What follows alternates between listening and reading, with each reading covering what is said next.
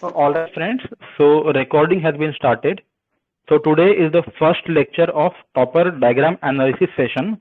So this is basically an innovative series of discussion wherein we will try to analyze Topper mark sheets and search for the diagrams which they are using and how a diagram or a pictographic representation can add value to your answers. This is specifically aimed at people who are writing 2021 mains, but can also be used for mains 2022 aspirants as well. So how do we exactly go about it? So first of all, you guys can please join CSC Edge Telegram channel where we'll be organizing further meetings like this for GS 1, 2, 3 as well. ठीक है, तो procedure ये रहेगा ना कि at first we will assign some random topper copies, or if we do not assign, everybody is free to choose their own topper copy, their own favorite topper which they want to analyze. And after going through the PDF, you have to just read the question, read the introduction, see the diagram, understand the context of the diagram where it is used, take the screenshot of the diagram and crop it properly and post it under the channel heading. In the channel, if you, Dev sir, could you please scroll down? In the channel, as you can see on the screen, we have created a different subject headings. Like for example, for GS4, एक बार नीचे वाला दिखाना हो. For example, for GS4, we have created subject headings as far as syllabus is concerned. So we have arranged it as per topic 1, 1.2, 1.3, topic 2, topic 3. So we will be doing the same thing for all different GS subjects. If it is GS2, we will arrange it as per as micro topics as possible. So what your task is that you have to go through any topper that you can, topper copy that you can, and you can find out flowchart, diagram. किसी ने कुछ गोला बनाया है, किसी ने square बनाया है, किसी ने फ्लोचार्ट बनाया है. जो भी आपको दिख रहा है, जो इनोवेशन लग रहा है, उसको आप बस क्रॉप करके इस टॉपिक हेडिंग के अंदर डालना. And you have to do it and on the channel, not on the group. Channel में करने से ये होता है ना कि we can revise it before the exam hall. जैसे अगर आप मेंस के लिए जा रहे हो एथिक्स पेपर के सामने, जाने से पहले बस चैनल देख लो, उसके जो टॉपिक हेडिंग है उसके नीचे जाओ, 2-4 डायग्राम देख लो. अगर एग्जाम के, जैसे I can share my experience, मैंने जब लास्ट ईयर मेंस दिया था तो just before the exam hall में क्या कर रहा था, विशाखा आयोग की कॉपी खोल के बस डायग्राम देख रहा था, क्योंकि आई नो कि diagram is rich source of information. Within just fraction of seconds I can gain far more than reading through material या सोर्सेज. तो बेसिक मेथोडोलॉजी यही है. तो today's agenda is to discuss ethics session. यहाँ पे हम लोगों ने जो काम करा है, जी पिछले 1-2 घंटे से हम लोग टॉपिक्स डायग्राम्स इकट्ठा कर रहे थे, will be discussing them, will brainstorm, will try to understand कि ये डायग्राम क्या कंटेक्स्ट में यूज करा है, what other context can we use it in, can this diagram be used in GS 1, 2, 3, can it be used in some other topic rather than listed here. तो यही सब करना है अपने को. ठीक है, स्टार्ट करते हैं फिर. Will do topic by topic. हम आज इथिक्स कर रहे हैं, तो टॉपिक नंबर 1 है ethics and human interface. I just read out the syllabus for you all. Essence, determinants and consequences of ethics in human action, dimensions of ethics, ethics in private and public relationships. ठीक है, तो इसके बारे में 7 diagram दे रखे हैं. Will just go through it once and just a request to all of you, जब हम ये डिस्कस कर लेंगे, इसके बाद में अगर आपको लगता है कि इस टॉपिक के बारे में कुछ और डायग्राम मिसिंग है, तो आई इनवाइट यू ऑल कि इसी चैनल हेड के अंदर आके आप लोग डायग्राम ऐड कर देना.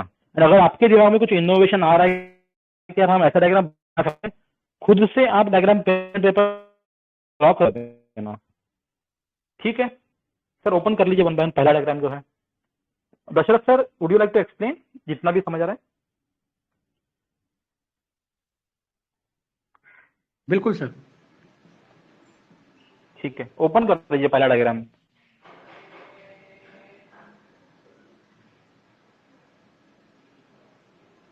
और एक और रिक्वेस्ट है सभी को, यार ये सारे डायग्राम जो है ना, वो टॉपर कॉपी से ऐसे भी उठाए हुए हैं.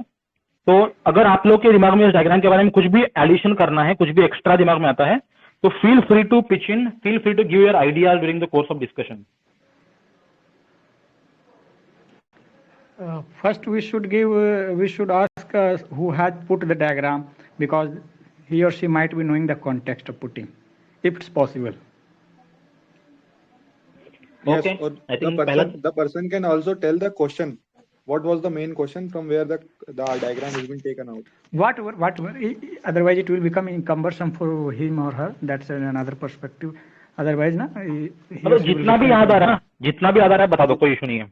हाँ, बस तो ठीक है. अदरवाइज हम लोग कॉन्टेक्स्ट मिस कर सकते हैं. मैं ये बताता हूँ, सबसे नीचे वाला शायद अनुदीप त्रिशेट्टी सर का मैंने डाला होगा, परहैप्स मेरा नहीं उन्होंने किन्हीं और का है, सीई है. जैसे उन्होंने ये आपका पहला वाला तो चैंडलर का है ना. हाँ, ये मेरा पहला वाला चैंडलर का है ना. चैंडलर आप हो ना यहाँ पे शायद. बताओ सर, मतलब जो भी पढ़ लीजिए, अगर डायग्राम में जो लिखा है उतना पढ़ लीजिए आप कम से कम. हाँ, चैंडलर सर का निकालिए पहला वाला, फर्स्ट वन. जो भी कॉन्टेक्स्ट याद आता है आपको कि किस कॉन्टेक्स्ट में यूज हुआ है, फिर हम लोग उसको और जगह देखेंगे, ट्राई करेंगे. हाँ देखो, ये जो डायग्राम है ना, इसको लिटरली हर आंसर में डाल सकते हैं. इसका पहला ब्लॉक है पर्सनल एथिक्स, बीच में है वैल्यू परसेप्ट्स, मतलब आपका पर्सनल एथिक्स जो है वो कहाँ कहाँ इन्फ्लुएंस कर रहा है. फिर लास्ट ब्लॉक में इसमें प्रोफेशनल एथिक्स लिखा है. आप इसमें पब्लिक एथिक्स लिख दो, आप इसमें मॉरल ड्यूटी लिख दो, कुछ भी लिख दो चलेगा. मतलब वो लास्ट ब्लॉक जो है ना, उसमें मतलब आप कुछ भी लिख सकते हैं. मतलब मेरा ये पोस्ट करने का यही इंटेंशन था कि इसको जरूर बस कॉन्टेक्स्ट में फिट करना है. ये ऐसा नहीं कि एक पर्टिकुलर टॉपिक में जाता है. हाँ, और सर इस जो डायग्राम है ना, उसमें सर्किल बना हुआ है, लूप बना हुआ है. ऐसा होता है कि पर्सनल एथिक्स से आपका वैल्यू बनता है, वैल्यू प्रिसेप्ट्स बनता है. फिर वो उससे क्या होता है, वो ड्राइव करता है प्रोफेशनल एथिक्स में.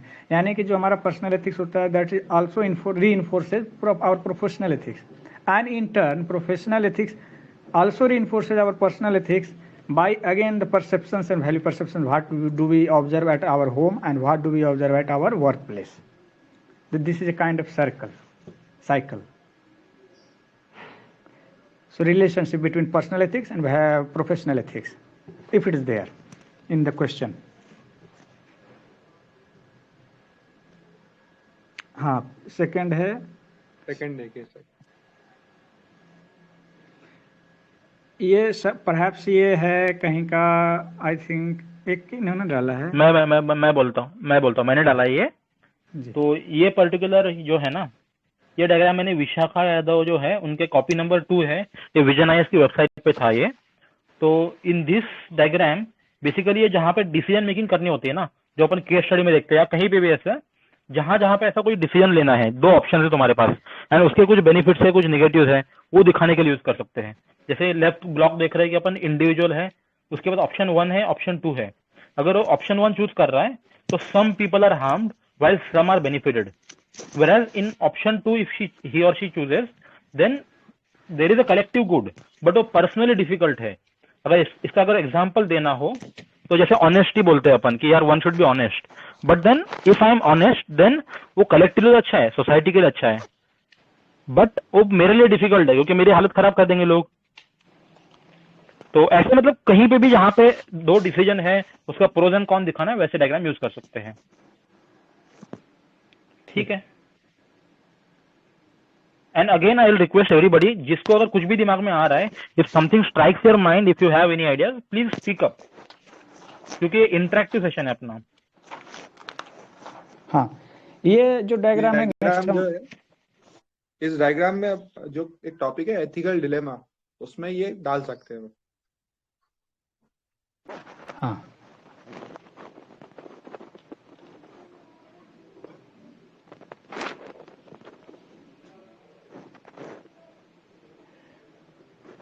हाँ, नेक्स्ट है, इसको ओपन कीजिए. हाँ, एक्चुअली इसमें ये diagram it is more of the decoration purpose है, तो डेकोरेटिव डायग्राम है. तो उसमें क्या कि क्वेश्चन में रहता है यदि पब्लिक एंड प्राइवेट एथिक्स में क्या रिलेशनशिप है, वैल्यूज में क्या रिलेशनशिप है, या कॉन्फ्लिक्ट क्या आता है.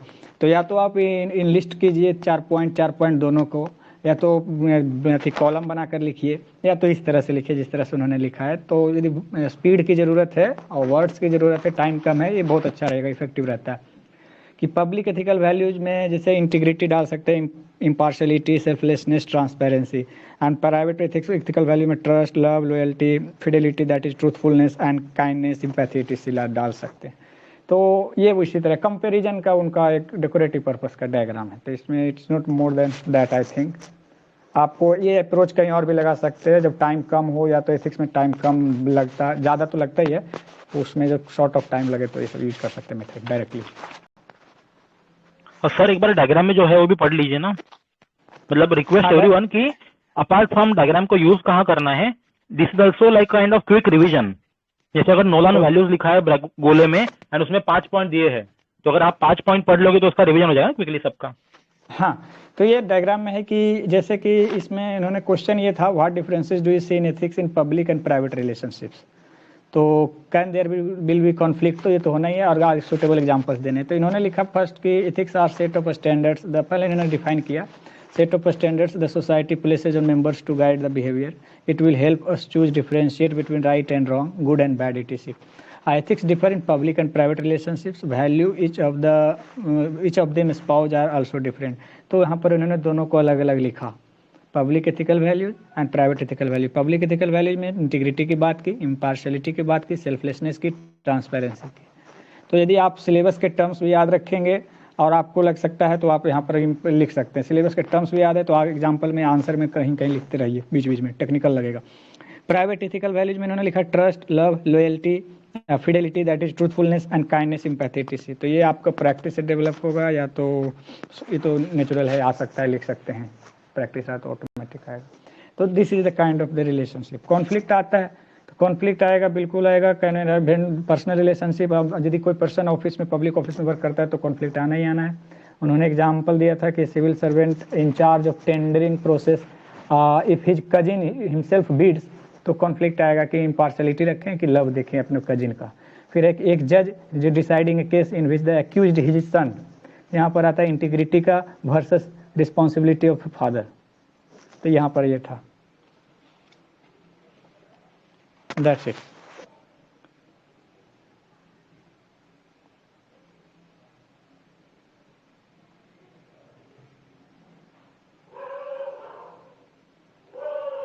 I think it should be international relation, ना? Okay, so ethics in public and private value. ये किनका है?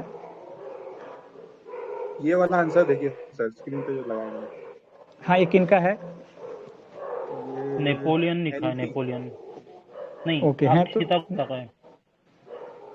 अक्षिता गुप्ता मेंशन किन्होंने किया वो यहाँ पर हैं, तो I think he should be more clear in expression. Otherwise we shall try to decode it, deconstruct it. Please open it. Sir Derrida याद आ रहा है क्या? एकदम सब कुछ याद आ रहा है अभी तो।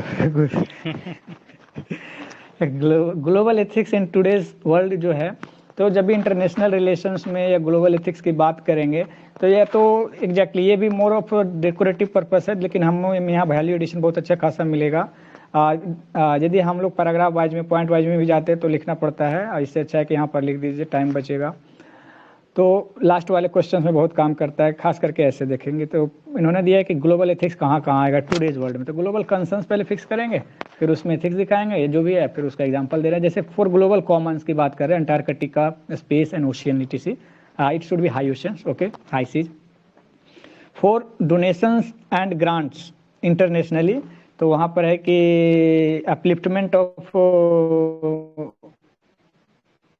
कंट्रीज लिखा है, जैसे कि जापान इंडिया को देते, अपलिफ्टमेंट ऑफ कंट्रीज है, जापान इंडिया को देते हैं, इंडिया को देते हैं, हम लोग भी लिखेंगे, मोजाम्बिक को देता है, अपना भी थोड़ा लिखना चाहिए।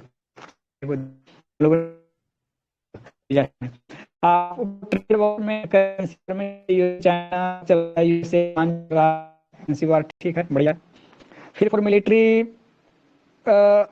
मिलिट्री टेंशंस में लिखते हैं एंड डिस्प्यूट्स में, जैसे कि कौन सी वार है वो, इंडिया वो तो इंडिया चाइना है, टेंशंस है वो जो भी इंडिया चाइना, इजराइल पैलेस्टीन है, अपन लिख सकते हैं कहीं भी।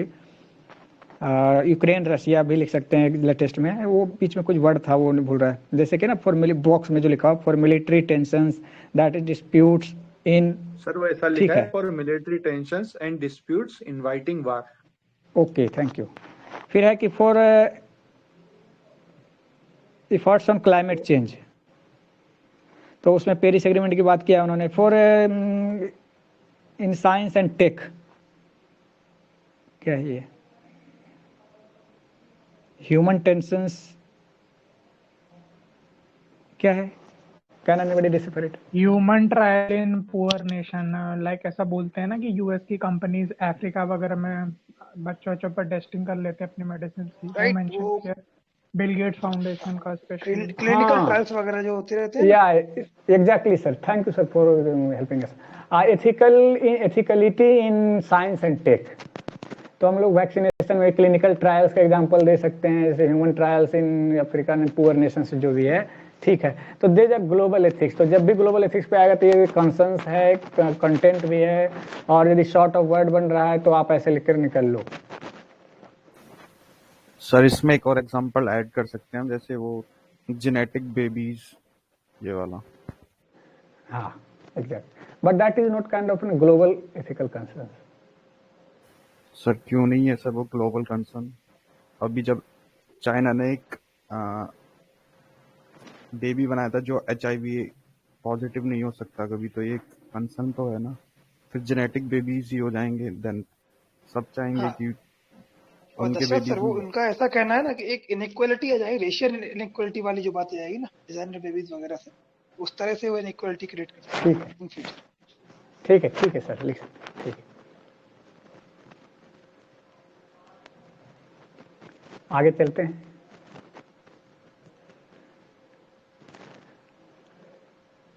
उन्होंने कुछ कैप्शन डाला था, वैल्यू शेपिंग, तो वैल्यू क्या शेप करता है?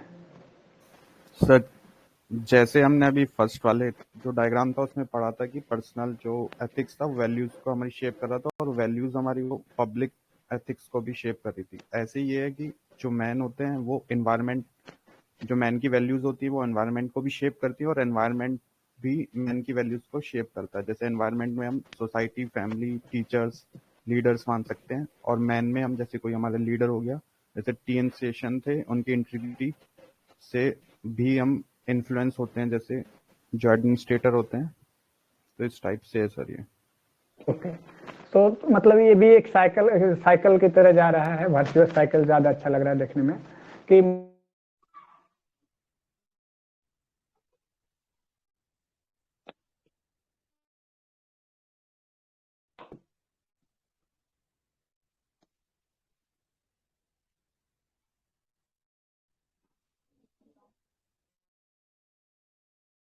Okay, I was just speaking with mic off. So it is kind of cycle, मतलब कि मैन जो है मोरालिटी के थ्रू इन्वायरमेंट को शेप करता है, फिर इन्वायरमेंट में जैसे उसका क्या है, तो ये वो नेचुरल इन्वायरमेंट की जगह सोशल है, फैमिली, मीडिया, गवर्नमेंट इस सब को इफेक्ट करता है, उसके कारण सोशलाइजेशन का इफेक्ट मैन पर वापस आता है, उससे रिफाइन होकर, इनरिच होकर, फिल्टर होकर। So that filtration also helps man in shaping their morality, and in turn he also transform or changes the society and environment where there are, and he had given the examples of TN Session. We can also give the example of E. Sridharan etc. APJ Abdul Kalam का भी दे सकते हैं। हाँ sir, इस तरह मुझे एक चीज ये बोलना था कि यदि हम लोग एग्जाम्पल लिखते हैं तो टॉपर्स कॉपी में एक चीज ऑब्जर्व किया है कि एग्जाम्पल के साथ उनका ना पार्टिकुलर वैल्यू भी लिखिएगा ना, तो दैट इज मोर रिफाइंड। जैसे अब्दुल कलाम आपने लिखा, आप ब्रैकेट में वैल्यू भी लिख दीजिए कि किस वैल्यू के लिए आपने उनका एग्जाम्पल लिखा, तो वो क्लैरिटी बहुत जबरदस्त देता है। जैसे आपने बताया TN सेशन का इंटीग्रिटी है, बहुत शानदार है, और करेज है, पॉलिटिकल प्रेशर को हैंडल किए, वो ये सब करेज, मतलब टेक्निकली वो मतलब प्रॉपर वैल्यू थे जिनके लिए वो स्टूड अप किए, और वो हम लोग उनके उस वैल्यू को प्रेज करते हैं, अप्रिशिएट करते हैं। इस श्रीधरन का dedication to work and efficiency, एक जगह गौरव तिवारी सर ने चढ़ाया ये वाला डायग्राम, वहां से देखा था। और अब्दुल कलाम के रिस्पेक्ट में आप बताइए थोड़ा सा, leadership role, persuasive, model role model for the society, ये है क्या? Dedication towards nation and towards job and towards their subordinates, professional team. हाँ एक्चुअली ना ये सब तो फिर आ गया, समझ गया। एग्जाम में जब आंसर लिख रहे हो, जिस स्टेटमेंट में आप उनको लिख रहे हो, उसके ब्रैकेट में जिस वैल्यू के लिए उनको अप्रिशिएट किए लिखा, वो पर्टिकुलरली एक या दो लिख दीजिए। अच्छा, एक चीज मुझे ऐड करनी थी बस। अगर आप लोग को स्क्रीन पे दिख रहा है तो जो एडमिन है वो क्या कर रहे हैं अभी, मतलब आई थिंक ही और शी इज टाइपिंग समथिंग, जो एग्जाम्पल लिखा है ना वो भी उन्होंने पोस्ट कर दिया।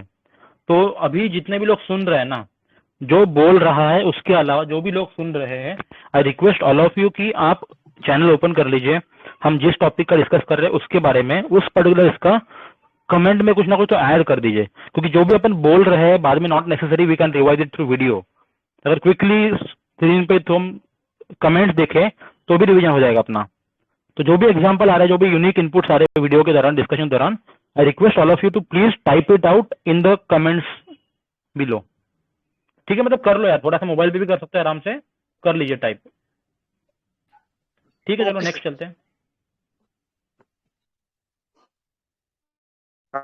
आई थिंक हो गया ना ये फर्स्ट टॉपिक, इतने थे? नहीं, एक बचा था ना डायग्राम उसमें। अच्छा, हाँ हाँ सर, ये आपने ही पोस्ट करा है, आप एलॉबरेट करें। हाँ, तो ये बेसिकली डायग्राम मैंने लिया है अनुदीप दुरीशेट्टी सर के नोट्स में से लिया है। हम लोग जो टॉपर कॉपीज देख रहे थे ना उसका नहीं है, बट उनके नोट्स का एक 61 पेजेस का एथिक्स का पीडीएफ है, उसमें था ये। इसमें डिटर्मिनेंट्स ऑफ बिहेवियर को एक्सप्लेन करा हुआ है बेसिकली। तो as you can see on the screen, determinants of behaviour या फिर इथिक्स 3-4 पार्ट में डिवाइड करा उन्होंने। एक तो होता है इंडिविजुअल फैक्टर्स क्या होते हैं, एक्सटर्नल फैक्टर्स क्या होते हैं, सोशल फैक्टर्स क्या होते हैं, या फिर इंस्टीट्यूशनल फैक्टर्स क्या होते हैं। इंडिविजुअल में पर्सनल मोरल सिस्टम क्या है, यार ये जूम क्यों नहीं हो रहा है, अपब्रिंगिंग, हाँ पर्सनल मोरल अपब्रिंगिंग है। एक और पॉइंट है वो समझ नहीं आया मेरे को आगे क्या लिखा है, बट ठीक है। एक्सटर्नल फैक्टर्स में मीडिया है, सोसाइटी है, फिर वो पेरेंटिंग है, पेरेंटिंग सर। पब्लिक नहीं, पेरेंटिंग तो नहीं, पब्लिक है शायद वो, ओके, बट ठीक है पेरेंटिंग भी बोल सकते हैं, I think you are right. ऊपर में था, ऊपर में, नीचे नहीं। Okay okay sorry. फिर एक और है सोशल फैक्टर्स, जिसमें है कल्चर, सोसाइटी, एजुकेशन एक्सेट्रा। ठीक है, कल्चर के नीचे क्या लिखा है रो, चाइना? नहीं, चाइना ही है सर, कन्फ्यूशियस, बहुत अच्छा एग्जांपल आता है वो चाइनीज का। अच्छा कल्चर, ओके हाँ, सोशल फैक्टर ठीक है। इंस्टीट्यूशनल में बोल सकते हैं लॉज है, रूल्स रेगुलेशंस, फिर COC and COE, I think code of conduct and code of ethics होगा। एग्जैक्टली। हाँ, फिर वो है वर्क कल्चर है। ठीक है, तो that's it, this is about determinants of behaviour और एथिक्स कहीं लिखने हो। सर इसमें सर रोल मॉडल भी ऐड कर सकते हैं। वो कल्चर सोशल में जाएगा, एक्सटर्नल फैक्टर्स में। हाँ ठीक है, लेकिन लिख सकते हैं, कीवर्ड तो डाल ही सकते हैं रोल मॉडल, हाँ, जो अपने टॉपिक में मेंशन है। हाँ सही कह रहे हैं सर। ये अपब्रिंगिंग के आगे पॉपुलेशन लिखा हुआ है। इंडिया जो है ना आगे, पर्सनल मॉरल सिस्टम्स, अपब्रिंगिंग और पॉपुलेशन। ठीक है, I think we can move on now, है ना। अच्छा एक चीज बिफोर वी मूव ऑन, जैसे देखो ये टॉपिक का हेडर था ना कि ethics and human interface, essence, determinants, consequences, dimensions of ethics and public private relationship. यार एक रिक्वेस्ट है, जो लोग नहीं बोल रहे प्लीज म्यूट कर लो अपने आप को, जब बोलना है तभी अनम्यूट कर लीजिए। ठीक है, थैंक यू। तो वही है कि अभी इस टॉपिक में कुछ मिसिंग है क्या, बताओ आप लोग को, कोई डायमेंशन जो मिसिंग लग रही है आपको, जो होनी चाहिए डायग्राम से बनानी चाहिए, या बाद में ढूंढ सकते हैं अपन, कुछ भी दिमाग में स्ट्राइक कर रहा है तो। मुझे याद कर आ रहा है कि डायमेंशंस ऑफ एथिक्स में अपन निकोमैकियन एथिक्स जो एरिस्टोटल बता देते हैं उसको डाल सकते हैं। That's very good example.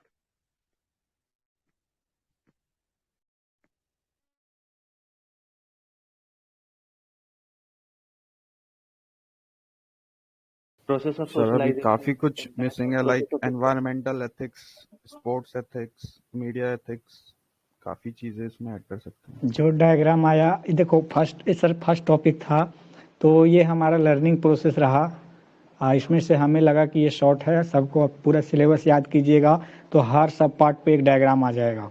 And it is not necessary that we must have diagram on every topic, otherwise our answers और our notes will be incomplete. ठीक है, हमारे जितना हाथ लगा वो करें। ये मॉडलिटीज रहा अभी का, आगे लर्निंग का भी हिस्सा बना, और आगे यदि मिलेगा तो उसको और डालेंगे, अदरवाइज कहीं से मिलता है तो इसमें पुट कर सकते हैं। That's why we were waiting for discussion to be held at later point of time. ऐसे है बात। अभी हमारे पास 100+ डायग्राम्स है। If it is possible we can internalise them in our answer writing, that's main goal. ठीक है, ठीक है, बट सर बात वो है ना कि हम टाइम भी दे देंगे ना तो भी लोग करेंगे नहीं बस इसीलिए हाँ, मैंने सोचा कि डिस्कशन कर exactly. लेते हैं। एग्जैक्टली हाँ अच्छा जैसे इसमें 2-3 डायग्राम है जो जेनेरिक टाइप के कि how shall we represent the things in the exam hall. तो जैसे कि वो कंपेयरिंग करने का मेथड था अनुदीप यूनिवर्सिटी का, एक पब्लिक वैल्यू प्राइवेट वैल्यू। तो हम लोग ना जब भी हमारा दूसरे जगह भी आएगा कंपेयरिंग थिंग, तो वी कैन पुट दिस जो which is being shown on the screen, so we can represent that those in this way. So that's also thing ready-made diagrams. And for the sake of diagram, we must not put diagram only in every question, every sub part of the answer. That must also suit the need of the question, or that sir must suit the need of our contingency in the exam hall. Sir diagram सिर्फ एक value addition होता है पहले। I beg to differ. Diagram can also be your core content. कई लोग अगर आपने देखे हो ना डायग्राम्स इसमें, they are not actually diagram, they are just a way of representing core content in an answer. जहाँ पे आपको टाइम कम है ना, जैसे मैं अपना एग्जांपल देता हूँ, जहाँ PSR में भी और GS में भी काफी जगह पे ऐसा होता है ना कि I have half an hour left but around 5-6 questions are left. It was impossible for me to write all of them. तो मैंने बस क्या करा, एक एक पेज लिखा एंड 2-3 डायग्राम बनाए। कॉजेस क्या है, सॉल्यूशन क्या है, वे फॉरवर्ड क्या है, बस डायग्राम में लिख दो, खत्म। 3-4 कीवर्ड हर चीज के लिए। आई एम श्योर 2-3 मार्क्स तो दे ही दे होंगे यार। Exactly sir. जैसे सेवोत्तम मॉडल जो है, या तो ब्रैकेट में जो हम लोग ओवरलैपिंग दिखाते हैं मोरालिटी और एथिक्स में, तो those are kind of contents, those are kinds of facts types of things, and many diagrams are there for easing our answer writing to suit the exigency in the exam hall of time constraint etc. So we Correct, have to correct. see it as building blocks of the answer itself, and as well as strategy to complete the paper. We have to be on Correct. both sides. The way I look at it, it is not an value addition और it is not a extra के लिए नहीं कर रहे अपन, हम इसलिए कर रहे हैं हमारे पास टाइम नहीं होता है। Mains is very very difficult, तो टाइम की वजह से ये चीज बहुत ज्यादा इफिशिएंट है। नहीं ठीक सर है, मैं ये नहीं नेक्स्ट बोल रहा हूँ कि ग्लोबल 6 का डायग्राम डायग्राम देखा ना हम लोगों ने, इम्पोर्टेंट नहीं है। मैं अगर बेसिक टाइम बोलिए सर। आप बोलिए पहले, मैं हाँ मैं बाद ये में बोलूँ, बोलता जैसे हूँ। ग्लोबल एथिक्स का हमने लोगों ने डायग्राम देखा अभी, ठीक है। तो अगर आपके पास टाइम कम है, सेंटेंस फ्रेमिंग के लिए आपके पास समय नहीं है, तो उस समय वो डायग्राम ही काम आ जाएगा, वो मेन कंटेंट रहेगा ना फिर आपका, और कुछ नहीं तो आपको एटलीस्ट 3 मार्क दे के चले जाएगा वो, तो उस समय काम आ जाता है काफी। जैसे ग्लोबल एथिक्स का हमने देखा, टाइम नहीं है अगर आपके पास पूरा सेंटेंस फ्रेम करने के लिए, तो आप उसको कर सकते हो ना।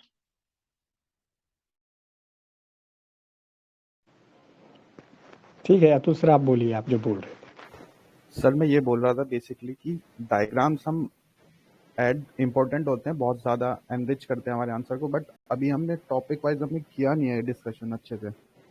लाइक अभी हमें पूरे डायमेंशंस पता नहीं है, तो मुझे लगता है ये सर हमें बाद में करनी चाहिए थी एक्सरसाइज। पहले हमें यूनिट वाइज एक यूनिट या 2 यूनिट करके पहले पूरी डायमेंशन डिस्कस करते, देन हम बाद में उसमें डायग्राम इनकलकेट करते तो ज़्यादा वैल्यू एडिशन होता है। Atul sir, it is actually assumed कि यहाँ पे जो लोग आए हैं कि मैक्सिमम लोग पढ़ के आए या पढ़ा होगा कभी ना कभी। सर पढ़ा हुआ होगा बट अभी रिवाइज नहीं होगा ना सर सबका। ठीक है, जितना याद आ रहा है बोल दो, अदरवाइज वी कैन कंटिन्यू। या तो सर मतलब थोड़ा बहुत टाइम देना चाहिए कि एक दिन आप ये वाले 2 यूनिट अच्छे से पढ़ के आइए, देन आप इसमें जो डायग्राम्स है ये देखिए और इनको कहाँ इंक्लूड कर सकते हैं, तब ज्यादा अच्छा सर एक्सरसाइज रहेगी ये। ठीक है, ओके। सकते हैं आगे देव सर।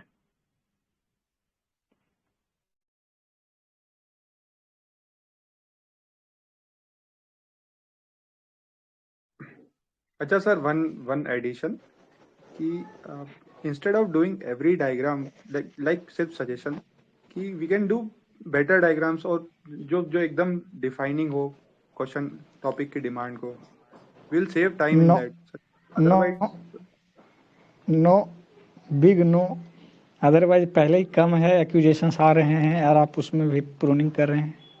देव सर एक्चुअली क्या है ना, जब अपन बाद में जरूरी नहीं कि चैनल देखना है, जैसे मैं दशरथ सर से बात कर रहा था, मेंस का टाइम है सपोज, उसके सुबह आपको एक 1.5 घंटा का वीडियो है, उसको बस 2x पे देख लो, डायग्राम देखते रहो, सारे डायग्राम सामने दिखने तो चाहिए कम से कम, राइट?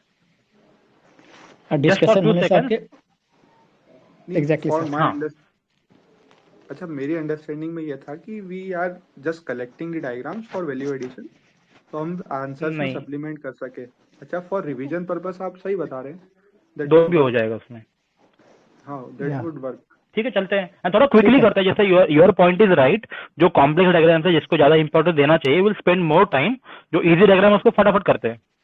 हाँ वही चलो वही स्टार्ट बोल रहा करो। हूँ क्योंकि हाँ we started at 10 AM and now it's like 1 बजने वाली है, तो वी ठीक है शुड डू ठीक है इट। ओके ठीक है, पहला देख लीजिए लीडरशिप वाला। ठीक है, तो बेसिकली ये डायग्राम अनुदित सर के नोट्स से है अगेन, बस सेल्फ एक्सप्लेनेटरी पढ़ लीजिए सब लोग। Leadership is the art of motivating a group of people towards achieving a common goal. Leadership provides inspiration, क्या है आगे? मोटिवेशन मोटिवेशन हाँ, motivation motivation and vision into the future. Example Mahatma Gandhi का फ्रीडम स्ट्रगल, लिंकन का civil war. और यहाँ पे देखो लीडरशिप का जैसे बनाया ना, एरोज बनाए बस, लीडरशिप महात्मा गांधी ने कैसे दिखाया था।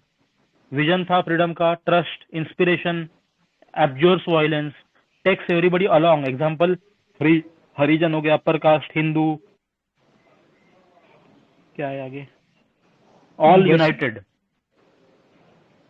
तो मतलब बेसिकली ये एज ए टेम्पलेट है, किसी भी वैल्यू के बारे में आपको लिखना हो ना, तो बस ऊपर एक ऐसा बॉक्स बना के डेफिनेशन लिख दीजिए और आगे ऐसा लिख के किसी भी लीडर का नाम लिख के उनका एग्जाम्पल दे रियल लाइफ में से।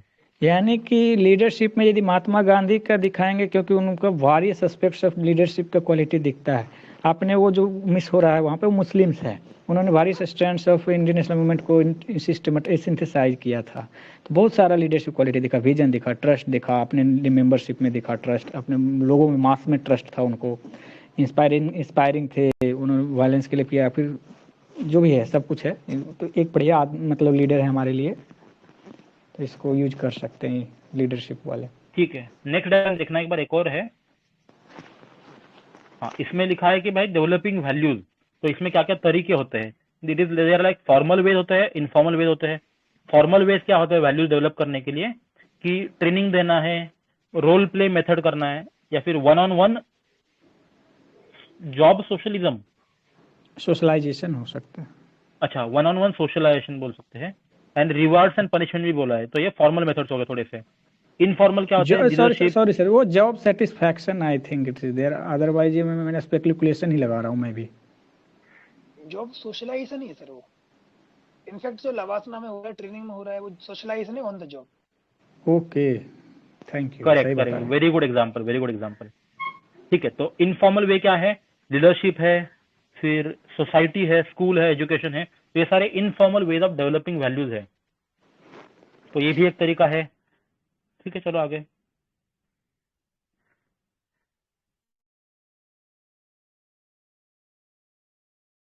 गौरव सर बताइए जल्दी से, एटलीस्ट जो स्क्रीन पे है कीवर्ड्स पढ़ लीजिए। If you want to explain anything go ahead.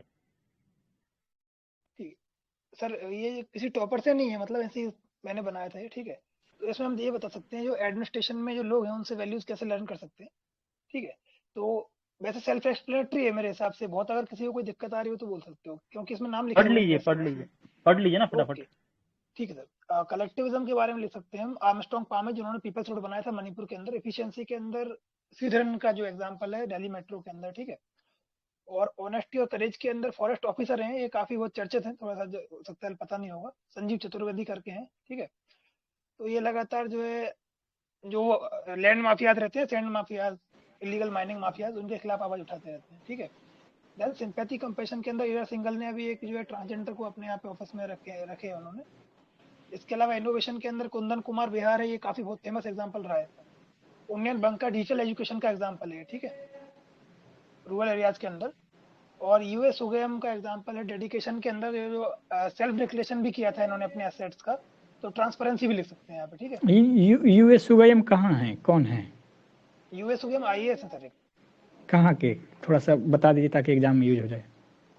Exactly बताऊंगा, थोड़ा सा लाइन पे। ओके, आई थिंक तमिलनाडु के है वो शायद वही है ना, जो डेथ वाला कौन सा लोकेशन होता है जहाँ पे बरियल ग्राउंड है, ऐसा कुछ होता है, वहां पे जाके सो गए थे एक रात के लिए,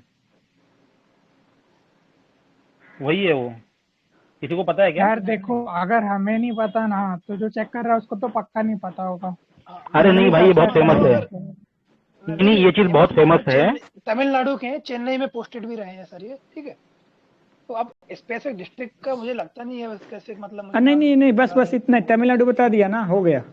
ठीक है, चेन्नई के हैं स्पेसिफिक, चेन्नई में रहे हैं। हाँ ठीक है। और लीडरशिप के अंदर एग्जांपल डाला ये मनीष सिंह है, अभी इंदौर के अंदर ही पोस्टेड रहे थे। स्वच्छ भारत अभियान में जो इंदौर लगातार 3-4 सालों से टॉप आ रहा है, इनमें बहुत इंपॉर्टेंट कंट्रीब्यूशन है इनका। ठीक है, ठीक है सर। अच्छा बस हाँ एक चीज मुझे हाँ सर बोलिए। बस एक चीज ऐड करना चाहूंगा, जो यूएस संगयम है ना, उनका एक्चुअली जो नाम का, एक सेकेंड यार, हाँ उनका नाम का स्पेलिंग है SAGAYAM। ठीक है, तो ये जो ये थे ना, ये ग्रेवयार्ड में जाके सो गए थे एक बार to protect the evidence tampering. जो भी क्रिमिनल है, जो भी ऐसा पकड़ा गया होगा, जो मर गया होगा, तो उनकी डेड बॉडी जलाने से पहले वहां पे एविडेंस टैंपरिंग हो सकता है, इसलिए वो IAS थे तो खुद जाके वहां पे सो गए। तो काफी न्यूज में आया था ये चीज। Okay sir, thank you. ठीक है सर, थैंक यू। आपने एडमिनिस्ट्रेटर का बहुत अच्छा एग्जाम्पल यूज किया सारे क्वालिटीज में। अदरवाइज गांधी जी में निकाल देंगे 3-4 तो इसमें से बढ़िया है। Thank you sir. वो लीडरशिप में आ जाएगा, पॉलिटिकल लीडर में। ग्रेट ग्रेट ग्रेट एग्जांपल्स, अच्छा हो गया रिवीजन के लिए। नेक्स्ट चलो जी।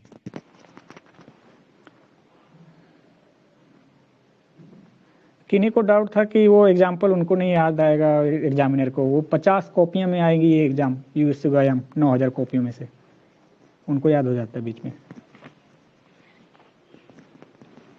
ठीक है, ये किनका है? गौरव सर पढ़ लीजिए, क्विकली पढ़ लीजिए। अच्छा, उन्हीं का है, ठीक है। ओके सर, बस आधा सेकंड लूंगा मैं।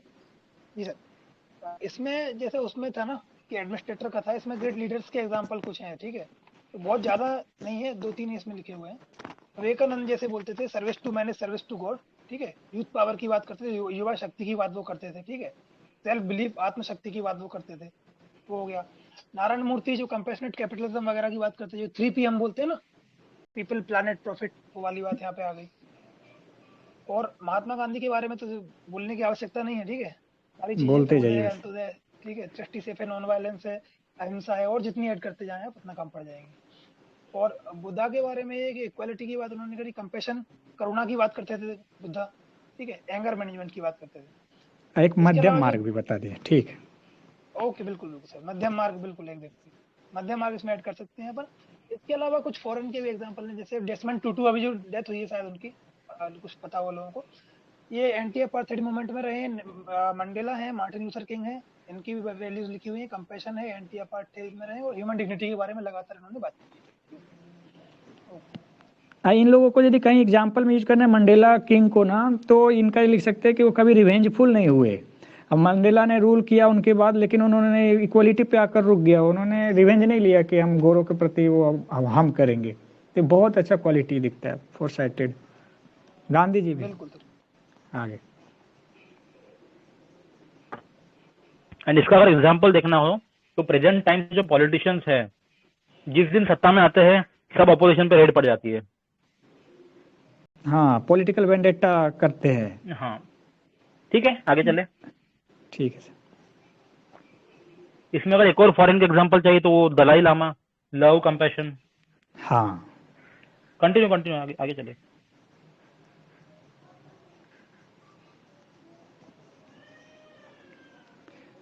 तो इसका जिन्होंने दिया, integrity is the outcome of happenings, no crisis of happiness happiness happiness, satisfaction.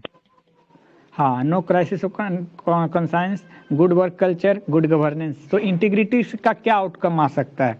तो ये आप यदि कहीं क्वेश्चन में रहा कि इंटीग्रिटी से क्या फायदे हैं, तो हैप्पीनेस आती है हमारे पास, सेल्फ सेटिस्फैक्शन भी आता है, नो क्राइसिस ऑफ कंसाइंस नहीं होता। क्योंकि गांधी जी में उन्होंने टेलिस्मैन का कॉन्सेप्ट, ये कहीं भी क्राइसिस ऑफ कंसाइंस है कि क्या करूँ अब, तो अपने लास्ट आदमी को याद कीजिए, उसको क्या इतना फायदा मिलता है। गुड वर्क कल्चर आता है, वर्क कल्चर में, ऑफिस में, पर्सनल लाइफ में, पब्लिक लाइफ में, एंड गुड गवर्नेंस ऑटोमेटिकली आता है। तो ये इंटीग्रिटी का एग्जांपल है, वो उसमें लिखा है, उन्होंने कन्वर्जेंस दिखाया है कि यदि व्हाट वी से, व्हाट वी एक्ट, 3 चीजें थी उसमें, व्हाट वी थिंक, तीनों कन्वर्ज होगी तो वो आएगा इंटीग्रिटी। अरे इसमें एक और है शायद यार, जो हम सोचते हैं, जो हम करते हैं, एंड जो हम, एक और उसमें बोलते हैं। हाँ बोलते हैं, इन तीनों में कॉन्ग्रुएंस होना चाहिए। हाँ, correct. Thought, speech and action. Exactly. हाँ यार, इसके ऊपर कई बड़े बड़े लोगों ने भी बातें करी है, मतलब I am not able to recall वही क्या है। इथिक्स में कोई जरूरी पढ़ा नहीं, है। गांधी जी के नाम से लिख दीजिए, उन्होंने तो ऐसी बातें करी है, उनका हो ही जाना है। ठीक,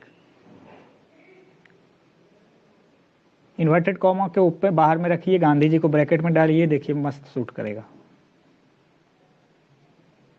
तो मतलब अगर इस जो सर्कल वाला डायग्राम था ना, उसको अगर थोड़ा सिंप्लीफाई करना है तो थॉट, स्पीच एंड एक्शन ऐसा कर दो ना, तो ज्यादा कॉमनली यूज कीवर्ड्स है ये। सर इसमें एक कीवर्ड और होता है, अगर जो हम जो सोचते हैं और जो करते हैं उसमें अगर जो डिसहार्मनी होती है तो उसको कॉग्निटिव डिसोनेंस बोलते हैं। Crisis of conscience. Cognitive dissonance भी बोल सकते। कॉग्निटिव डिसोनेंस दोनों भी है ना, क्या? सिमिलर है ना, या डिफरेंस है दोनों में कुछ? कॉग्निटिव डिसोनेंस में है सर कि कह कुछ रहे कर कुछ रहे, मतलब क्या चल रहा है। और क्राइसिस ऑफ कंसाइंस में है ना कि मतलब आपका दो वैल्यूज कॉन्फ्लिक्ट कर गया, अब ये करूं कि वो करूं, माँ को बचाऊं कि उसको बचाऊं, ऐसा वाला। मतलब एक के कारण दूसरा वैल्यू सेक्रीफाइस हो जाएगा, तो कॉन्फ्लिक्ट ऑफ वैल्यू हो जाता है वहां पर क्राइसिस ऑफ कंसाइंस में। और कॉग्निटिव डिसोनेंस में कि आपका कह कुछ रहे हैं कर कुछ रहे हैं, सोच कुछ रहे हैं कर कुछ रहे हैं, बनना आइए सब पढ़ रहे नहीं आइए इसके लिए, ऐसा हो गया। तो ये जैसे बेसिक इसका एक एग्जांपल ले सकते हैं एडमिनिस्ट्रेशन में, तब हमारे पास ऑर्डर आता है कि हमें लाठी चार्ज करना है, बट हमें हमारा वैल्यू होती है कि हमें नहीं करना चाहिए, बट हमें ऑर्डर होता है कि हमें करना है, तो तब कॉग्निटिव डिसोनेंस होता है बेसिकली। तो फिर क्राइसिस ऑफ कंसाइंस नहीं आएगा वहां पर, शायद वहां भी आ जाएगा। Conflict between personal values and public values. हाँ सर, वहाँ दोनों हो सकते हैं। लास्ट में तो लाठीचार्ज करना ही पड़ेगा, because we have to supersede our public personal values. ठीक है, आई थिंक हमें आगे बढ़ना चाहिए। ठीक है।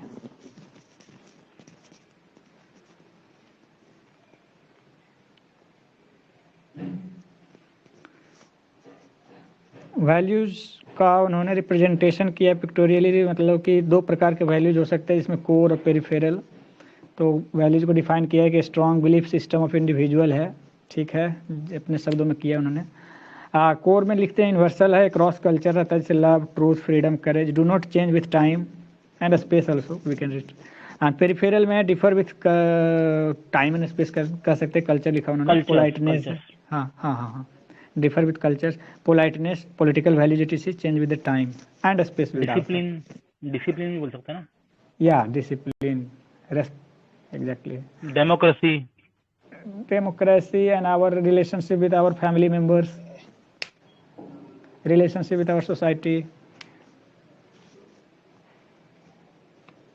बट वो वैल्यू में आएगा ना, सही है। पोलाइटनेस आपका डेमोक्रेसी से, political value, I think democracy universal value आज के हिसाब से, दाट कल्चरल स्पेसिफिक हो गया, ठीक है, उसको ना लिखे तो ठीक है, क्योंकि ना यूनिवर्सली फिक्स हुआ है ना पे कल्चरली फिक्स हुआ है।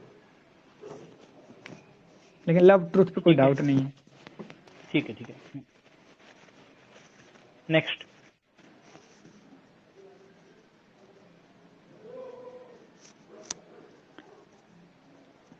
Integrity is the subset of probity. अच्छा, किसी में भी कहीं भी जैसे किसी दो चीज को इंटीग्रिटी मैंने कोई सबसेट दिखाना है तो कंसेंट्रिक सर्किल की तरह दिखा सकते हैं, या उससे भी ज़्यादा। तो इन्होंने अंडाकार बनाया है, एलिप्टिकल बनाया है, जो भी है, या तो सर्किल उनका नहीं बना होगा बाई वे, मतलब हम लोग सर्किल के अंदर डालेंगे और वो लिखेंगे कि वो सबसेट है उसका लार्जर पिक्चर का। सो इसको वेन डायग्राम बोल देते हैं। ओके, या exactly, technical correct, thank you. Venn diagram से दिखाना है, सही बात रहे। वेन डायग्राम से ओवरलैपिंग भी दिखाते हैं, यदि दो वैल्यू ओवरलैप करता है। आप वेन डायग्राम से इंटीग्रिटी को भी दिखा सकते हैं। Yes sir. तीनों को कन्वर्जेंस करके, thought, speech and action. Probability में जस्ट अ मिनट कि कोई और स्क्रीन शेयर कर सकता है क्या? I to leave for a few minutes. ठीक है, नो इश्यूज, मैं कर लेता हूँ।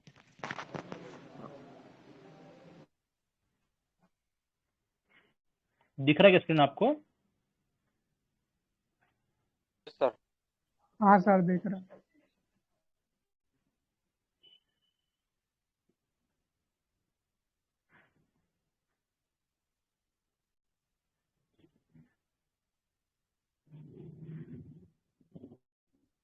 ठीक है, now it's still visible. Yes sir. अपन कर रहे थे topic number 1 point human values था ना जी। इसमें अपन कर रहे थे ये वाला हो गया या बचा ये प्रोबिटी वाला? हाँ ठीक है।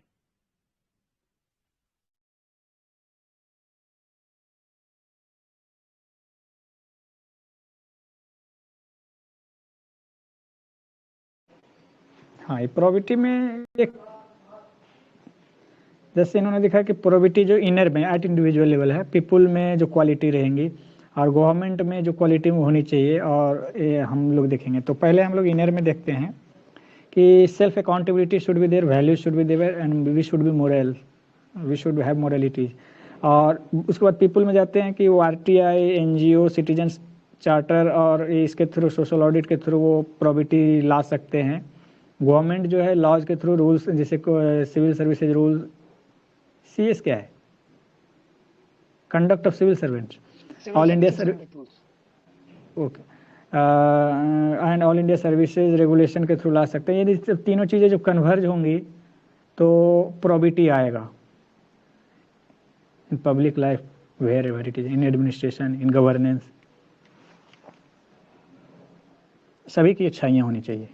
All that all should converge, इसलिए डायग्राम में एरो सब कन्वर्ज हो रहा है। इसको भी यूनिवर्सली यूज कर सकते हैं, प्रोबेटी के बदले कोई भी वैल्यू डाल दो फॉर सिविल सर्वेंट, हर जगह लग जाएगा ये डायग्राम। हाँ सही कह रहे हैं। और ऐसे ही सही कह रहे हैं, यदि 3-4 मैकेनिज्म है जिससे कोई एक वैल्यू हम लोग इंश्योर कर सकते हैं तो उसको बीच में रखिए, चारों तरफ से तीर कन्वर्ज करना है उस वैल्यू पे थ्रू मैकेनिज्म्स, स्टेप्स। कोई है ना इंटीग्रिटी और प्रोबेटी का कंक्रीट डिफरेंस बता सकता है?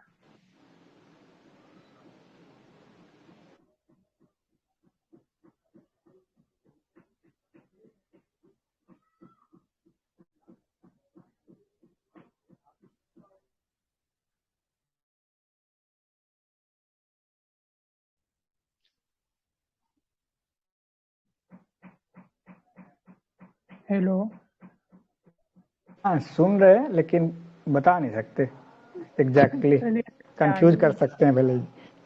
मैं क्लैरिटी से बता नहीं सकता, पर एक लाइन बता सकता हूँ जो शायद थोड़ा सा क्लैरिफाई कर दे। तो probity is defined as procedural integrity. ठीक है, जब भी आपका प्रोसीजर्स जो हो रहे हैं उनके अंदर इंटीग्रिटी लेके आओगे, वो प्रोबेटी है। अच्छा ठीक है, इतना है, जब बहुत ज्यादा डीपली समझे नहीं है इतना क्लियर। ठीक है, आगे कंटिन्यू कर लेंगे तब तक। जी सर। Sure sir.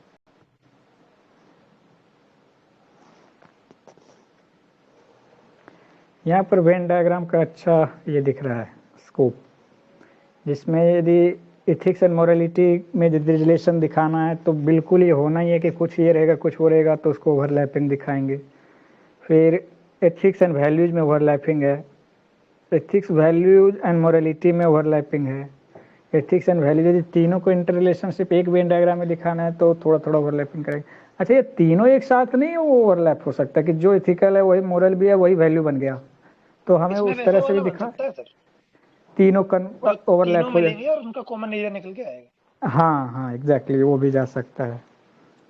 जैसे थॉट, स्पीच एंड एक्शन का कर देंगे, जो तीनों ओवरलैप हो रहा है उसको लिख देंगे यही है इंटीग्रिटी। फिर है कि रिलीजियन से एथिक्स आता है, क्या है ये? प्रीसीड्स नहीं, गिव्स। रिलीजन है जो एथिक्स को गाइड करता है। सर आप पढ़ लेंगे, इसमें विजुअलिटी थोड़ी सी फॉग आ गया इधर।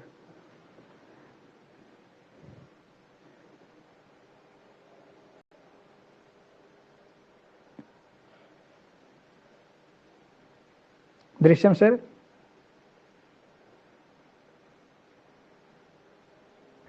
ठीक है मैं पढ़ लेता हूँ यार, वैसे कोई भी पढ़ सकता है, कोई इशू नहीं है।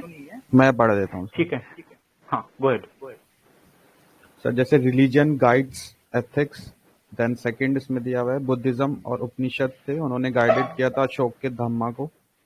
तो उसकी वैल्यूज थी non violence, tolerance, honesty, then ethical moral code of conduct. ऐसे ही रिलीजन, जैसे इसमें एग्जांपल स्पेसिफिक दे दिया, Islam, Hinduism, Christianity, guided during Ibadat Khana debates, मतलब जो अकबर के रीन में होती थी वो, दिन इलाही, तो ethical moral code of conduct follow होता था। मतलब ये पर्टिकुलर अलग अलग एग्जांपल्स दिए हुए हैं, इसमें से हमें एक एग्जांपल हम ले सकते हैं कोई भी। दीन इलाही अकबर ने नया रिलीजन स्टार्ट किया था इन तीनों रिलीजन को स्टडी करके, इस्लाम, हिंदू एंड क्रिश्चियनिटी को, इसलिए लिखा है। हाँ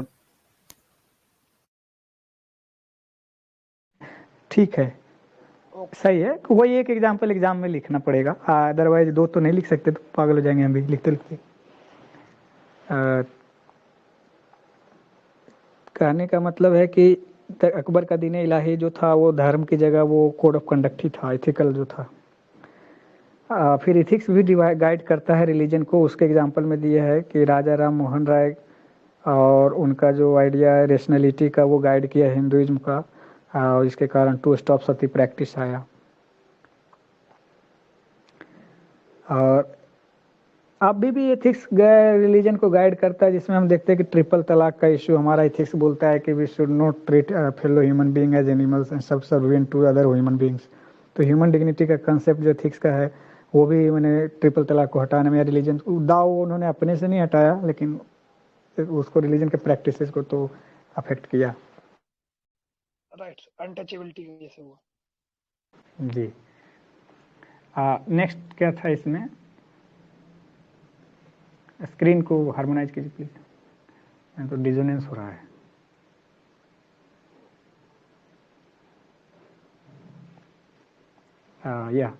यहाँ पर एथिक्स और लॉज के बीच में रिलेशन दिया है इन्होंने। अभी क्या लिखा है कि all laws are not ethical. तो एक्चुअली ये डायग्राम जिस कॉन्टेक्स्ट में लिखा हुआ है and ethical but not legal, ठीक है। यहाँ पर इन्होंने लिखा है कि जैसे यूथेनासिया एथिकल है बट लीगल नहीं है।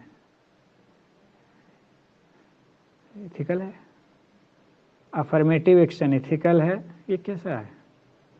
कुछ गड़बड़ लग रहा है मुझे, नहीं क्लियर कर पा रहा हूँ खुद से। यूथेनेशिया है पहला वाला, यूथेनेशिया। उसको एथिकल है बट लीगल नहीं है, ऐसे कैसे कर सकते? हाँ तो यूथेनेशिया लीगल कहाँ है अभी? मतलब अगर किसी को मरना है तो ही यूथेनेशिया मतलब वही हो गया ना, अगर कि भाई किसी को मतलब डेथ खुद से डेथ चाहिए। हाँ, इच्छा मृत्यु। हाँ नहीं, दशरथ सर का कहना है, मैं समझ रहा हूँ, मतलब ये एथिकल कैसे हो रहा है ये बोल रहे हैं सर आप?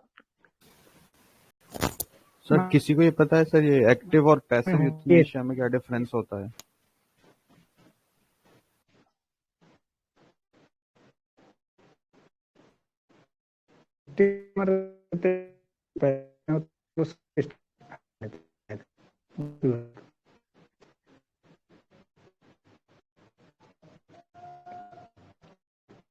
आज सिंपल एग्जांपल आपका बहुत ज़्यादा सिंपल कि मतलब आप किसी एक्सीडेंट वाले को ले जा रहे हैं गाड़ी में और आप रेड लाइट को ब्रेक करना है, ट्रैफिक लाइट को जंप करना है, तो वहाँ पर एथिकल और लीगलिटी का बड़ा बढ़िया आ जाता है। To help being good Samaritan is ethical but jumping the red light to was not legal.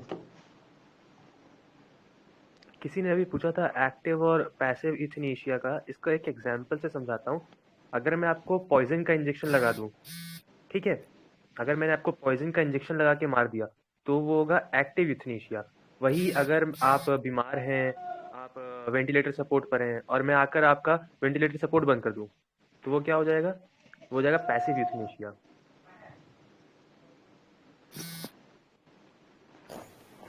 ठीक है, बट यूथेनेशिया तो सर विलिंगनेस होता है ना, पर्सन की विलिंगनेस भी तो नहीं चाहिए। एक्टिव में तो वो यूथेनेशिया का आप ऐसे बोल सकते हो जैसे ओल्ड एज में लोग मतलब मेडिसिन पे डिपेंड होते हैं, तो अगर हम उनकी मेडिसिन बंद कर दें आराम से तो वो खुद ब खुद मर जाएंगे। पैसिव यूथेनेशिया का आप ऐसे एग्जांपल ले सकते हो और एक्टिव का सर ने बता दिया।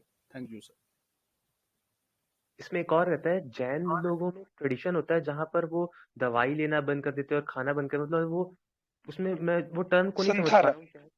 हाँ जी सर, तो संथारा। हाँ सर, वो जो ट्रेडिशन है ना वो भी इसी डिबेट में आता है, इसी डिबेट का एक पार्ट बन जाता है। मेरे ख्याल से यूपीएससी ने सवाल पूछ भी रखा है इस बारे में कि इसको ये ट्रेडिशन को लीगल है या नहीं, ऐसा मुझे याद आ रहा है, मैंने कहीं लुकमान में पढ़ा था, शायद हो सकता है।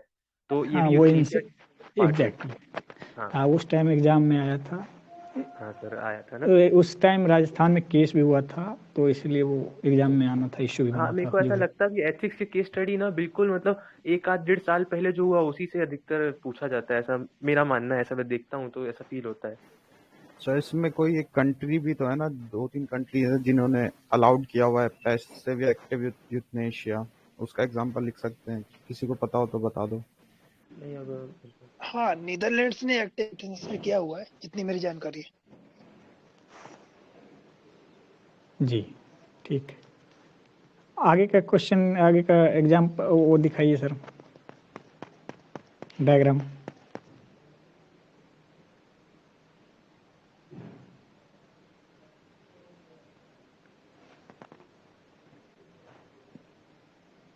गुड लीडर की क्वालिटी है चांडलर भाई, उनका शायद कांटेक्ट टूट रहा है। हाँ वीडियो ही नहीं दिख रहा। हाँ, संपर्क स्थापित होते हुए वापस आएंगे। तब तक आपके पास वो डायग्राम है तो बता सकते हाँ हैं। एक सेकंड में चैट्स में ही खोल लेता हूँ। स्क्रीन दिख रहा है वो क्या कुछ आपको? जी दिख रहा है सर। ठीक है, सॉरी थोड़ा सा कोई बात नहीं सर, आप दिक्कत आई। हाँ हाँ अब तो ठीक है। गुड लीडर के यहाँ पे हाँ 4 कैरेक्टरिस्टिक्स मेंशन है। पहला है, क्या लिखा है ये, विजन, कौन सा विजन टॉपिक एंड कर रहा है, मिशन। कौन सा वाले पे करना है? हाँ obviously vision mission good good leader, leaders के चांडलर साहब का है। हाँ यही कार्बन कॉपी टाइप का जो दिख रहा है। हाँ, in visions and mission and things strategically and inspires people and catalyses change. तो हम लोग गुड लीडर्स में जैसे इन विजन्स एंड मिशन है, तो गांधी जी का था इन विजन्स था कि क्या क्या करना है, कैसे करना है, कि एक राम राज्य बनाना है, कि अनटचेबल फ्री सोसाइटी बनाना है। मिशन भी था to make India free and to achieve swaraj at individual and national level. फिर थिंग्स स्ट्रेटेजिकली, जब कब कॉल ऑफ करना है, मूवमेंट को कब स्टार्ट करना है। फिर है कि इंस्पायर्स पीपुल, ऑब्वियसली उन्होंने पर्सनल एक्शन से भी इंस्पायर किया, स्पीच से भी इंस्पायर किया, थॉट से भी इंस्पायर किया इंडिया को। Catalyses change, obviously he catalyse the change with respect to our thinking towards society, towards and our fellow human beings, and towards others, even towards he had catalyzed change in our human behavior itself. तो ये है।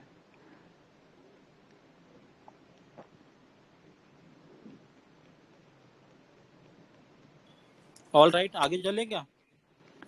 Sir आज चल पाओगे? चलते चलते तो जा सकते, 5 बजा सकते हैं। टॉपिक 2 तो कर ही लेते, चलो एटीट्यूड देखते हैं, फिर देखते हैं आगे क्या करना है, कब रुकना है। ठीक है ठीक है। ठीक है, नेक्स्ट टॉपिक है attitude, content, structure, function, its influence, relations with thought, behaviour, moral and political attitude, social influence and persuasion. इसमें एक डायग्राम है जो मुझे बतानी है। सर अभी शायद 1.3 भी नहीं हुआ है।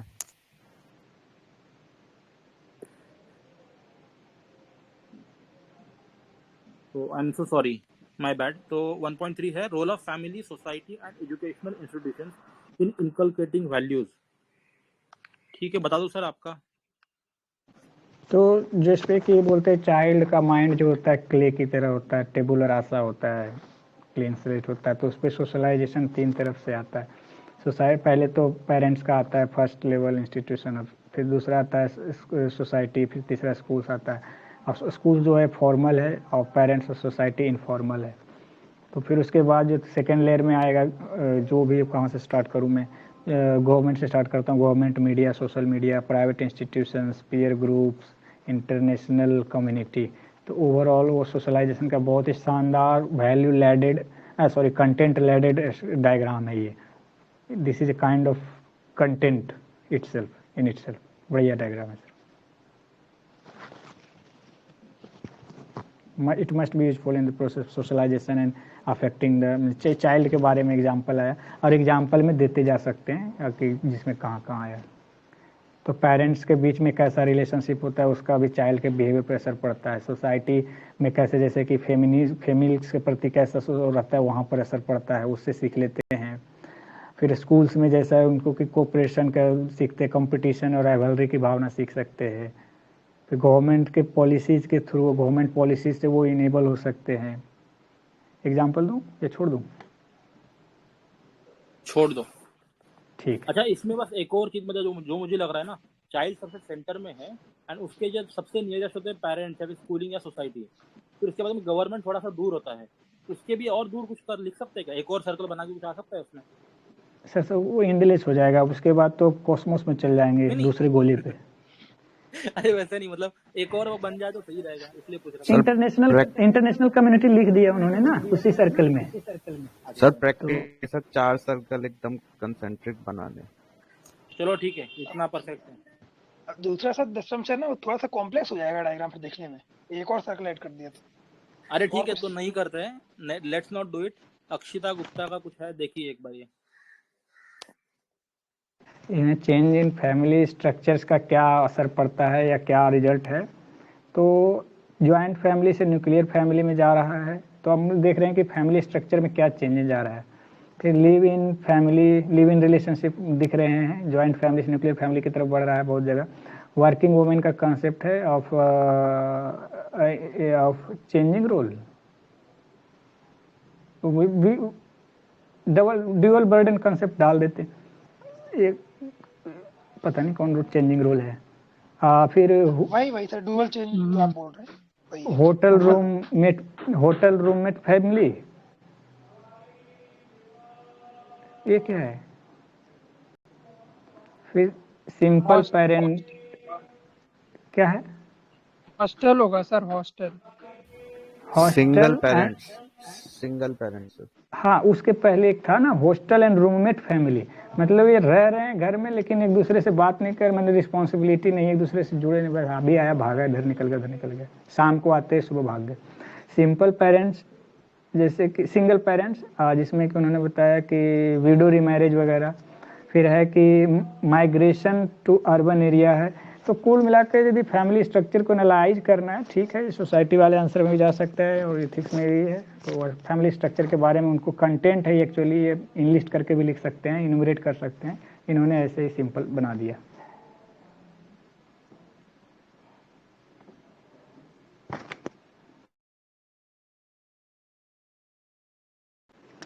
इस पे role of schooling in socialisation यदि सिंगल क्वेश्चन आया तो ठीक है, इस पर कंटेंट है। इस पे मैंने लिखा है कि school is the first formal agency of socialisation for children. They teach human values of equality, community living, help etc to children. ठीक है, जितने वैल्यूज हम लोग देख सकते हैं डाल सकते हैं उसमें। इसमें है कि रोल ऑफ स्कूलिंग को उन्होंने डायग्रामेटिकली इससे रिप्रेजेंट किया है, लिखा है कि teachers social norms conduct etc, example में रिस्पेक्टिंग टीचर्स, एल्डर्स ईटीसी। फिर है कि ये teachers community living through students in means engaged in activity. फिर है कि टीचर्स लीडरशिप, टीम स्पिरिट और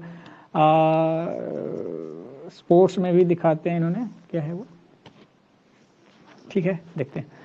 फिर पनिशेज फॉर रॉन्ग एक्ट्स, ताकि पनिशमेंट ऑन डिसोबीडियंस भी दिखाता है, inventions, good behaviour and human values आता है उससे।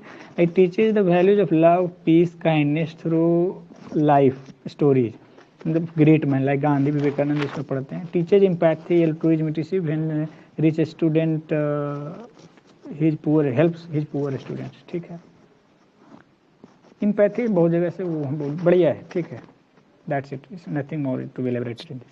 तो टू समराइज, मतलब उसमें क्या क्या टीच कर रहे हो? एम्पैथी कर रहे हैं, सोशल नॉर्म पढ़ा रहे हैं, कम्युनिटी लिविंग कर रहे हैं, लीडरशिप कर रहे हैं, पनिशमेंट के बारे में, रॉन्ग राइट के बारे में बता रहे हैं, लव, पीस, काइंडनेस पढ़ा रहे हैं। जो अंडरलाइन करा है वही इंपॉर्टेंट है, बाकी जो ठीक है। हाँ सर, ऐसे ना आप ना 2-3 चीज तो जरूर लिखना है इस आंसर में, अदरवाइज वो गायब हो जाएगा। कम्युनिटी, पनिशमेंट एंड उसके बाद जो आता है ना आप तो लिखते जाओ और एग्जाम्पल देते जाओ, हो जाएगा। ठीक है, कंपटीशन भी लिख सकते हैं। ठीक है,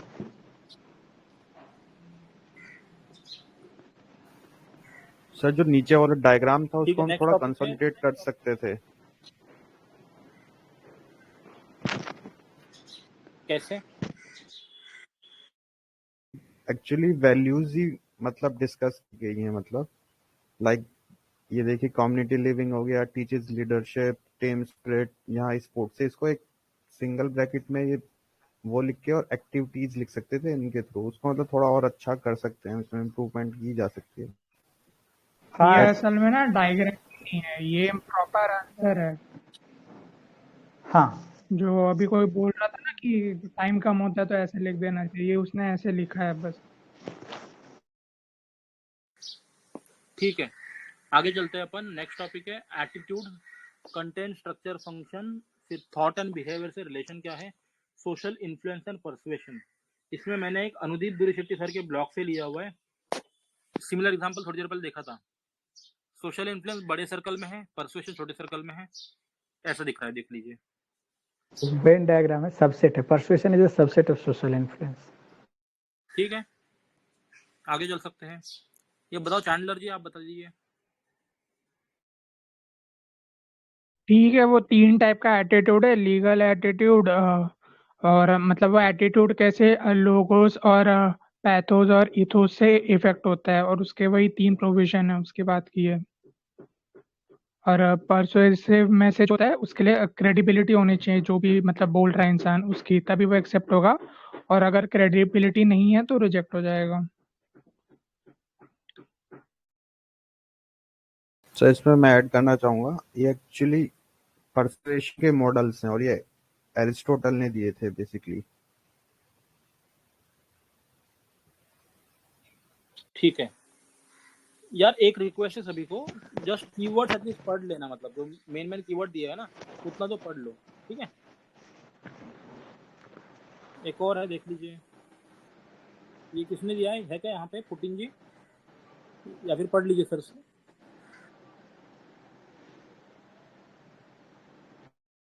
इसका attitude, showing how attitude influences conduct. तो इतना कॉम्प्लिकेटेड डायग्राम तो एग्जाम में यदि लिख दिए तो समझने वाला ना एग्जाम छोड़ के एनालिसिस खोजते फिरेगा डायग्राम छोड़कर। एटीट्यूड से इंटेंशन, सरकमस्टांसेस, इंटेंशन और सरकमस्टांसेस का जहाँ पर क्रॉस रोड होता है वहाँ से बिहेवियर कंडक्ट निकलता है। और एटीट्यूड किस तरह से अफेक्ट होता है तो वो CAB नीचे लिखा हुआ है, cognitive, affective and behavioural, that's it. तो I think we should not make it such a complicated diagram in example. ऐसे लिख सकते थे कि ऊपर 3 ब्लॉक, इसको फ्लो डायग्राम में लिख सकते थे कि ऊपर लिखते CAB फैक्टर्स अफेक्टिंग एटीट्यूड, बीच में नीचे एक ब्लॉक बनाते, फिर एटीट्यूड के नीचे एक ब्लॉक बनाते इंटेंशन, और उसके बाद फिर एक नीचे लिखाते कि जहाँ पर दोनों तरफ लिखते इंटेंशन एंड क्रॉस सर्कमस्टांसेस, और उसका क्रॉस रोड से बिहेवियर कंडक्ट निकलता है। So we should avoid, otherwise 2 diagram यहाँ पर लिख देना चाहिए तो फ्लो थोड़ा सा। सर मैं इसको सिंप्लीफाई करना चाहूंगा। ये एक्चुअली डायग्राम बहुत इजी है बट उसने कॉम्प्लिकेटेड वे में बना दिया है। एक बार आप शो करेंगे इसे स्क्रीन पे। एक्चुअली सर ये जो इसने एटीट्यूड को नीचे लिखा हुआ है ना, 3 कंपोनेंट, कॉग्निटिव, अफेक्टिव और बिहेवियर, ये साइड में आते हैं, मतलब ऐसे, मतलब हाँ। जहाँ एटीट्यूड था उसको ऐसे उसमें आता। और ये इंटेंशन इसने गलत लिखा हुआ है, बेसिकली एटीट्यूड के बाद देन जस्ट एक सीधी लाइन आती और ये बिहेवियर और कंडक्ट आता, और नीचे ये आते सिर्फ सिचुएशन या सर्कमस्टांसेस। और इसको हम यूज कर सकते हैं सर, जैसे वो होता है ना एक कि how we vote in politic, in elections, तो वहां पे उसका रोल दिखा सकते हैं कि ये हमारा एटीट्यूड शेप करते हैं, जैसे पार्टीज की आइडियोलॉजी होगी वो हो गई, और कैसे हम वोट करते हैं बेसिकली। तो इसको ऐसा एप्लीकेशन कर सकते हैं इस वाले डायग्राम का। मीन्स जो हमारा बिहेवियर होता है that is the application of both intention as well as the circumstances.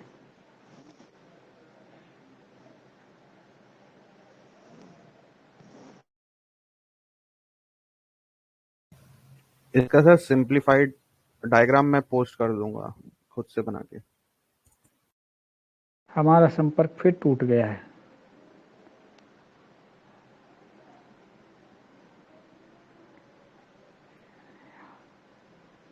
Control room किधर है? दृश्यम से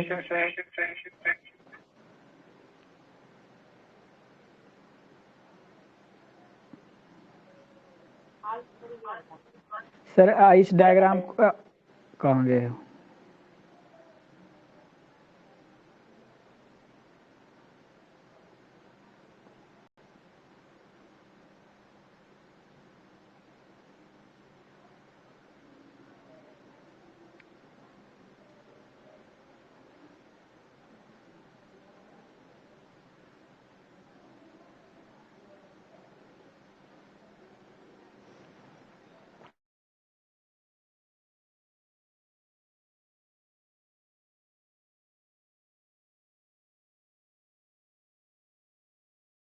हेलो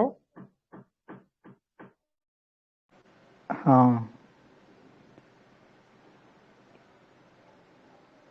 एटीट्यूड वाला हो गया ना? हाँ sir, I think we should stop here, otherwise things are getting little bit कब करना है फिर रेस्ट ऑफ थिंग्स, कैसे करना है बताओ? आप स्टॉप जब कर लो टाइम क्या? बोलो, आज ले लो, कल ले लो। ये टॉपिक हो गया ना जो चल रहा था वो? आई थिंक एटीट्यूड वाला हो गया है। ठीक है, रोक देते सर, अदरवाइज ना सुबह 10 बजे से ना 3 साढ़े 3 घंटा हो गया है। रोके है या अभी चल रहा है? रिकॉर्डिंग चालू है, आप लोग बता दो क्या करना है ठीक अभी, है, मतलब ठीक है। कब करना है, क्योंकि अभी 3 पार्ट आई थिंक 3 ही हुआ है, तो अभी तो काफी लंबा खींचेगा ये पूरा। हाँ हाँ और आई थिंक किसी ने जैसे सही बोला था कि अगर थोड़ा बहुत रिवाइज करके थोड़ा बहुत पढ़ के आएंगे तो ज्यादा बेटर कर पाएंगे, जिसने भी नहीं पढ़ा है जो भी है। तो इफ यू कैसे करना है बताओ उसके बारे में, मतलब वही।